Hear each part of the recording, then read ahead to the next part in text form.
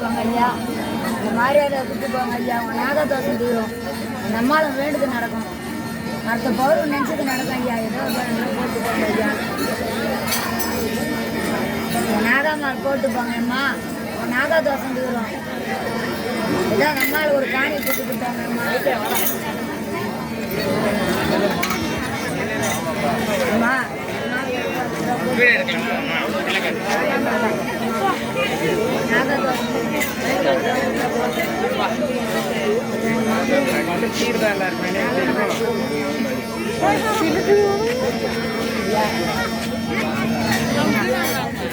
பார்த்து போவாருங்க ராஜா, தான் ஏதோ 1 ரூபாய் 2 ரூபாய் கயிறு கற்று போயிடலாம். கோயிலுக்கு போய் வரீங்க, எவ்வளோ செலவு பண்ணுறீங்கப்பா.